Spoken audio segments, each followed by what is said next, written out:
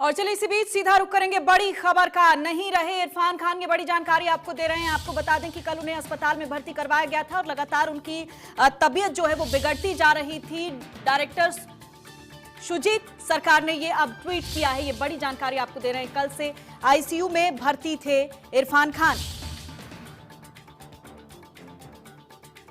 और हमारे सहयोगी अतुल ज्यादा जानकारी के साथ जुड़ गए हैं। अतुल, लगातार बीमार चल रहे थे और इससे पहले भी एक बड़ी बीमारी से वो जंग जीत चुके थे, लेकिन अब ये उम्मीद जताई जा रही थी कि फिर से स्वस्थ होंगे इरफान खान और लोगों के बीच आएंगे, लेकिन अब ये दुखद खबर।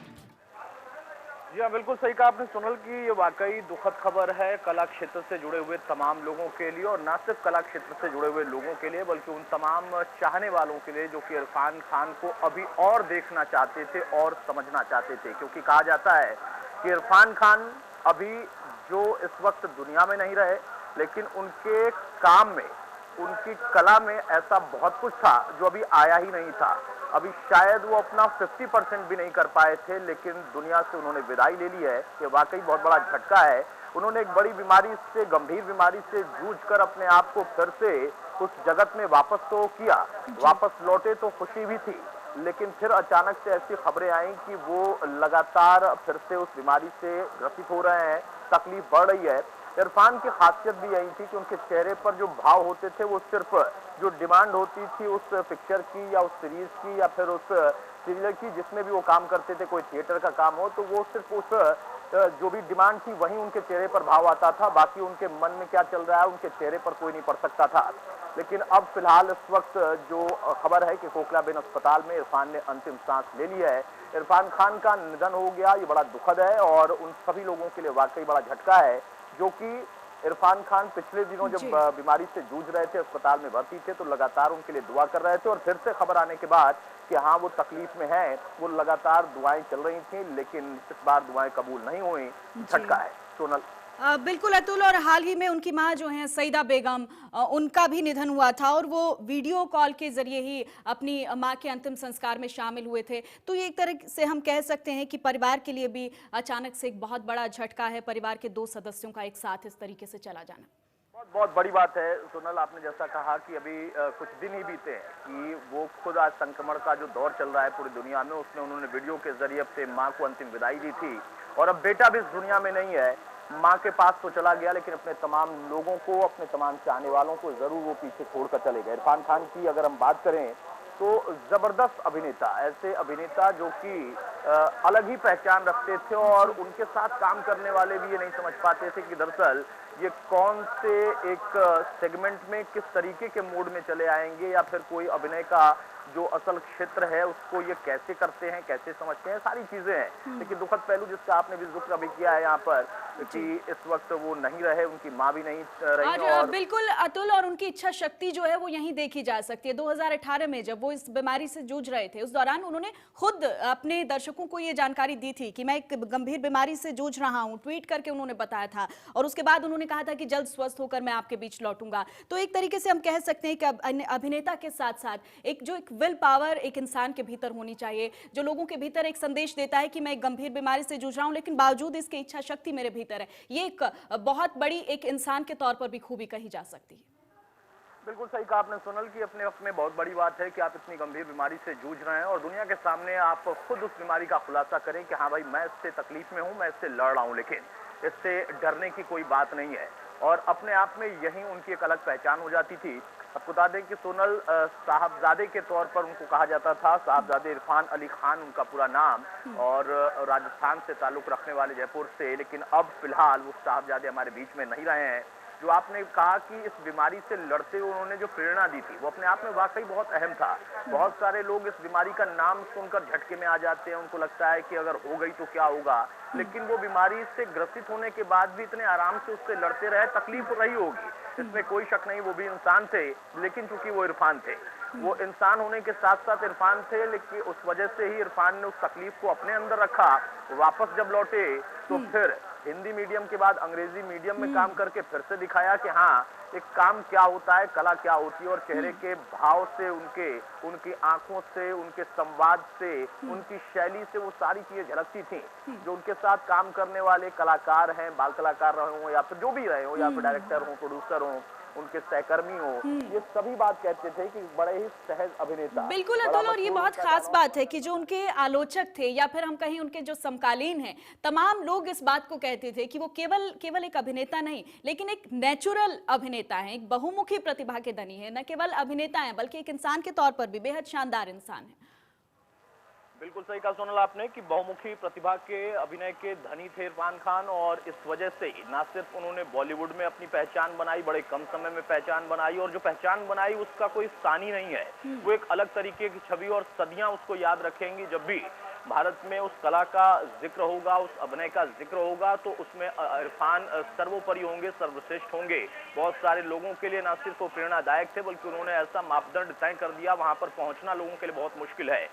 और ये चीज उन्होंने सिर्फ बॉलीवुड में ही नहीं साबित किया, बल्कि जो हॉलीवुड है, ब्रिटिश फिल्मों में भी उन्होंने काम किया, वहां पर भी उनकी जबरदस्त इसी तरीके की पहचान थी। रोल बड़े छोटा हो लेकिन इतना इफेक्टिव होता था, संवाद भले उनके मुताबिक ना हो, लेकिन उसमें ऐसा पुट वो डाल देते थे, इस तरीके से उसे प्रेजेंट करते थे, पोर्ट्रे करते थे कि वो एक अलग ही पहचान बन जाती थी, और यही उनका अंदाज था। इसीलिए इरफान खान को वाकई हम कह सकते हैं कि आज बहुत दुखद घड़ी है, और सभी ये उम्मीद कर रहे थे, कला प्रेमी, अभिनय प्रेमी, उनको देखने वाले, उनको चाहने वाले, सिर्फ उनके परिवार के नहीं, उनके इलाके के नहीं, उनके शहर के नहीं, उनके राज्य के नहीं, पूरे देश के नहीं, बल्कि दुनिया के, वो सभी जो है चाहने वाले ये मानकर चल रहे थे कि नहीं, इरफान ने बीमारी को खत्म कर दिया है, बीमारी से लड़कर वो वापस आ गया। हाँ बिल्कुल, उनके कल प्रवक्ता से जब बातचीत की गई थी इस बारे में, तो उन्होंने भी यही कहा था कि हाँ, उनको अस्पताल में भर्ती करवाया गया है, स्थिति उनकी ठीक नहीं है, लेकिन बावजूद इसके वो लौटेंगे, फिर से जनता के बीच लौटेंगे, लोगों के बीच लौटेंगे, और इस बीमारी को हराकर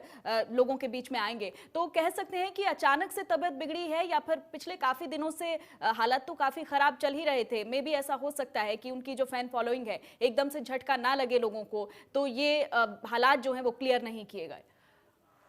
जी हाँ बिल्कुल, लेकिन अब ये तस्वीर साफ हो गई है सोनल। इस बीच में जो खबर थी, सबसे पहले उनके सहकर्मी ने ही, सुजीत सरकार ने इसको ट्वीट करके सबके सामने साझा किया, और अब ये आधिकारिक तौर पर भी चीजें स्पष्ट हो गई हैं।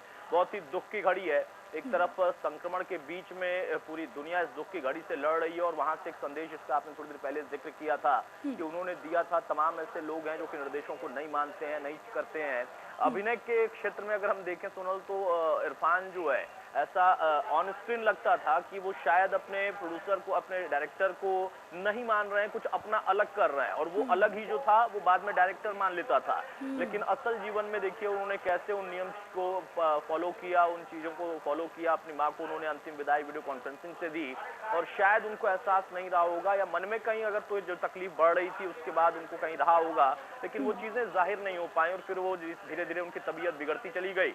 आईसीयू में भर्ती कराए गए कोकला बेद में, और अब ये खबर निकल कर आई कि हाँ, अब वो दुनिया में नहीं रहे हैं। कुछ दिनों पहले ही जो उनकी फिल्म आई थी सीरीज के तौर पर, उसको हमने देखा था अलग अलग प्लेटफॉर्म्स पर, और ये कहा जा रहा था कि ये जो अपने आप में वापसी उन्होंने की है, ये बड़ी दूर तक जाएगी वापसी। ये तो अभी फिर से उन्होंने आगाज किया है। जैसे कलाकार शुरुआत करता है, तो शुरुआत थी एक बार फिर से इरफान की एक अलग अंदाज में, और उससे उम्मीद की जा रही थी कि अब एक लंबी पारी वो खेलेंगे। बिल्कुल अतुल, अभी पिछले दिनों जब वो लौटे थे लंदन से, तो उनकी एक तस्वीर भी सामने आई थी। उस तस्वीर में वो काफी कॉन्फिडेंट नजर आ रहे थे, काफी हंसते मुस्कुराते नजर आ रहे थे, तो लग रहा था कि बीमारी को मात दे दी और अब से फिर से फिल्मी दुनिया में वो एंट्री करेंगे। लेकिन अब अचानक से उसके बाद हम कह सकते हैं कि एक दौर को तो मात दे दी, लेकिन बीच का कुछ पीरियड है, उसके बाद एक और ऐसा दौर आया जिसको मात नहीं दे पाए इरफान। बिल्कुल सही कहा आपने कि बीच में कुछ ऐसी चीजें रहीं जिसकी वजह से वो शायद फिर से इस गंभीर बीमारी की चपेट में आते चले गए, जद में आते चले गए। हालांकि वो लड़ते रहे, और उस बीच में अपने आप को उसी तरीके से पोर्ट्रे उन्होंने किया। जब भी अगर उनसे कहीं से उनका कोई इंटरव्यू या कोई भी चीज़ अगर उनके जरिए निकल कर आती थी, या उनसे कोई बातचीत किसी को हुई, तो वहाँ से कॉन्फिडेंस तो दिखता था। जो आप कह रही थी कि उनका ये कॉन्फिडेंस ही था जब वो वापसी करके आए थे, गंभीर बीमारी से, कैंसर से जूझ कर लौटे थे, ये उनके अभिनय में दिखता था। और जो एक शानदार अभिनेता होता है, उसका यही उसकी पहचान होती है कि छोटा सा किरदार बहुत खास उसमें कुछ जी। नहीं, लेकिन कॉन्फिडेंस इतना जबरदस्त, प्रेजेंटेशन इस तरीके से कि वो बिल्कुल उसमें ही अतुल, हम बहुत कुछ कुछ था। और रिएक्शंस भी ले लेते हैं। लोग हमारे साथ जुड़ रहे हैं। शंकर महादेवन सिंगर हमारे साथ जुड़ गए हैं। शंकर जी, इरफान खान का जाना जाहिर तौर पर एक बहुत बड़ी क्षति है इंडस्ट्री के लिए, क्या कहेंगे सर आप? बस हम लोग दिल में हम जानते थे कि वो बहुत बहुत सालों से अपनी जिंदगी से लड़ रहे थे और he was really really suffering. But हम दिली दिल में एक वो था, कॉन्फिडेंस था कि कहीं ना कहीं वो निकल ही जाएंगे और he will get out of और फिर से हमारे बीच नॉर्मल होके आ जाएंगे। यही हम लोग की प्रार्थना थी और हम लोग सोच रहे थे कि यार ऐसा तो नहीं होगा, कुछ ना कुछ तो हो ही जाएगा बोल के। जी। लेकिन ये आज खबर सुन के मैं बहुत दुखी हूँ, बिकॉज एक बहुत कमाल का एक कलाकार हमें छोड़ के चला गया है और it's going to be a very very very big loss for the industry. बस यही करता हूँ कि उनकी जो फैमिली है और जो परिवार है, बच्चे हैं, जो भी हैं, सब able to take this, because हमको ही इतना मुश्किल हो रहा है, इतनी तकलीफ हो रही है ये खबर सुन के। आई कैन इवन इमेजिन कि परिवार को क्या होता होगा। So I just pray that his soul rests in peace.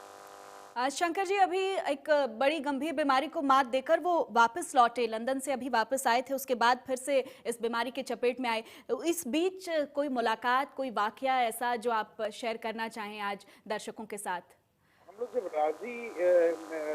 के साथ राजी में काम कर रहे थे, तब मेघना गुलजार जो है वो उनके बहुत करीबी दोस्त है। तो उनसे हम हमेशा पूछते रहते थे कि कैसे है इरफान जी के तबीयत कैसी है। And then we were so happy, हम लोग इतने खुश थे कि he is recovering and then he is coming back to India. और नॉट ओनली दैट कि वो आके वो फिल्म भी शूट कर रहे हैं, अंग्रेजी मीडियम जो है। तो वो सोच के हम लोग इतने खुश हो गए कि यार मतलब ये तो कमाल ही हो गया और बहुत हम लोग खुश थे।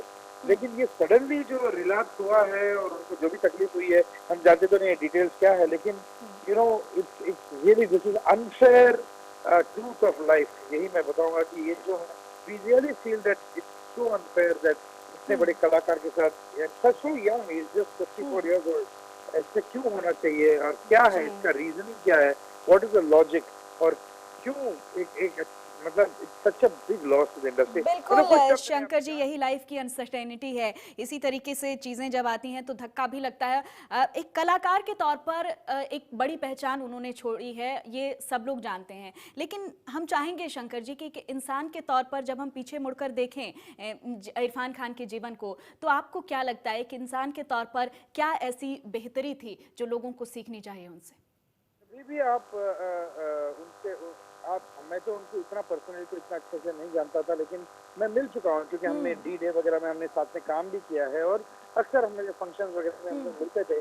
Being such an amazing actor, लेकिन उनमें थोड़ा सा भी घमंड नहीं था, थोड़ा सा भी वो क्या है कि सुपीरियरिटी कॉम्प्लेक्स नहीं था कि I am such a fine actor. And he is one of the few actors जो हॉलीवुड में भी मतलब नाम बना रहे थे धीरे धीरे। He acted in films like Jurassic Park, जो मतलब इतना बड़ा एक फिल्म है।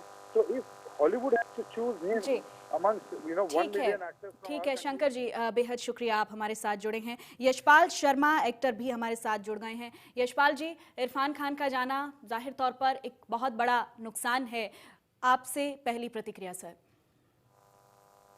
बस मेरे NSD के सीनियर और मेरे साथ काफी समय बिताया, हमने क्रिकेट भी खेली, काफी बातें भी की, फिल्म भी की हमने एक साथ में। बहुत मैं विलेन था, वो मनीषा कोइराला और वो हीरो थे इरफान खान।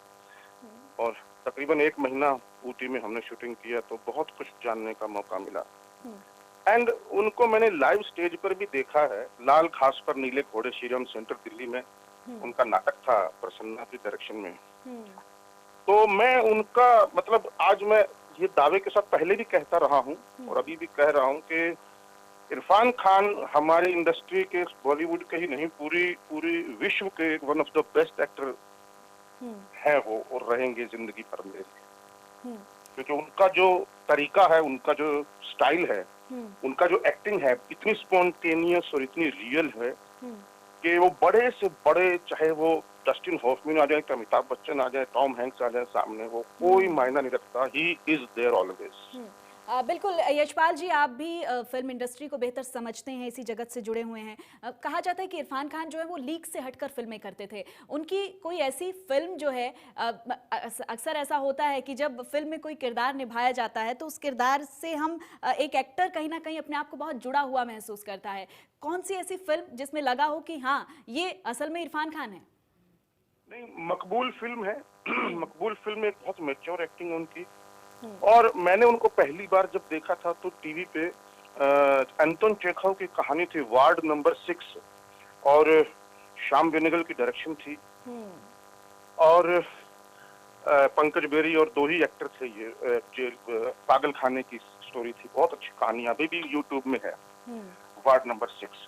फिर मैंने उनको डिस्कवरी ऑफ इंडिया में भी देखा और छोटे छोटे रोल्स में कई फिल्मों में देखा, लेकिन जो मजेदार मकबूल से जो उनका सफर शुरू हुआ उसके बाद तो मतलब उनका जवाब ही नहीं रुकना मुश्किल होगा। उन्होंने बहुत स्ट्रगल किया, उन्होंने बहुत पेशेंस ली, इतनी पेशेंस थी उनके पास कि कई सालों तक वो हमारे साथ, जब वो 86 में पास आउट हुए थे, और जिनके साथ मैंने काम किया है राजीव मनचंदा, वो भी उनसे 1 साल सीनियर थे, तो मैंने भी उनके साथ काम किया था, तो उनके बारे में बहुत सुनता था मैं।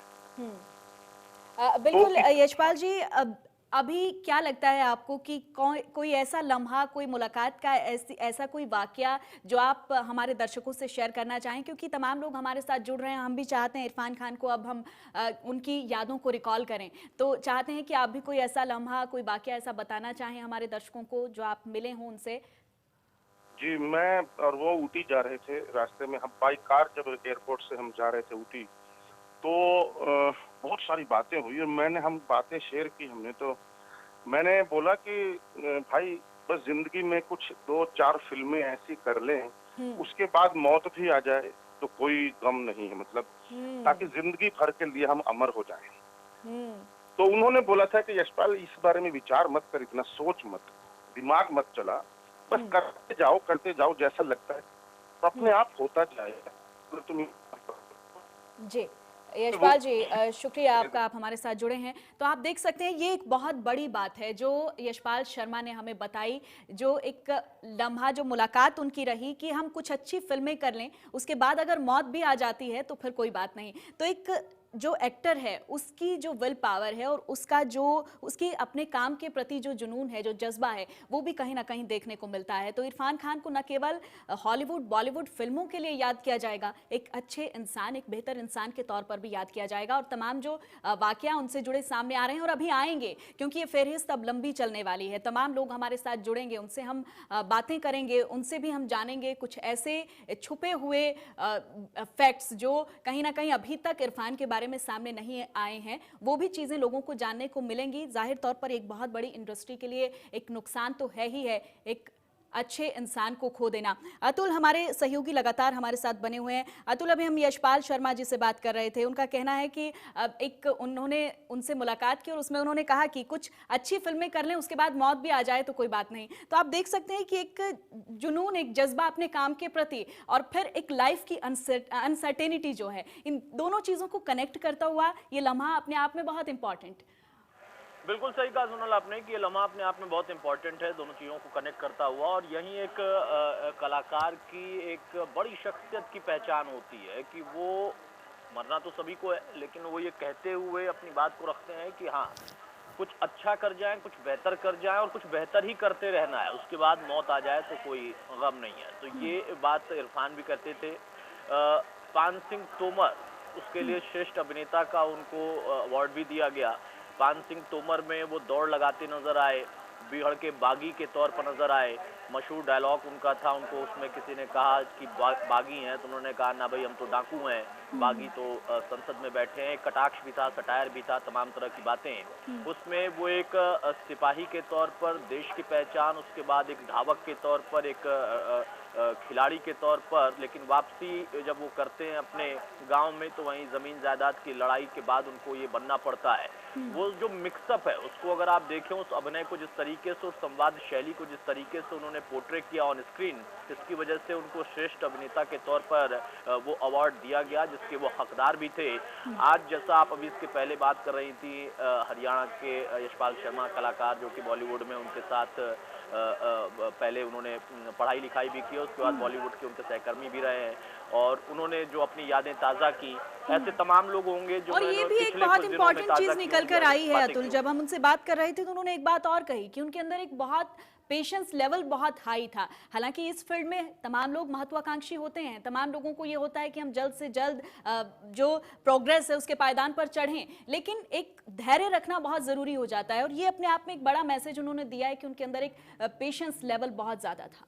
इसमें कोई शक नहीं है, धैर्य हमें रखना है, धैर्य आपको रखना है, हम सबको धैर्य ही रखना है। अगर हम धैर्य नहीं रखेंगे तो हम उस आपाधापी में चले जाएंगे। और जो आप सवाल कर रही हैं, इसमें कई ऐसे लोग हैं उसी फील्ड के जिन्होंने धैर्य नहीं रखा, उनके अंदर बहुत कुछ था लेकिन उन्होंने खो दिया। बहुत सारी वजहें हो जाती हैं, बहुत सारे उसके कारण बन जाते हैं, वो सारी चीज़ें होती हैं, इसलिए हमें धैर्य रखना होता है। और ये बात साबित की इरफान खान ने।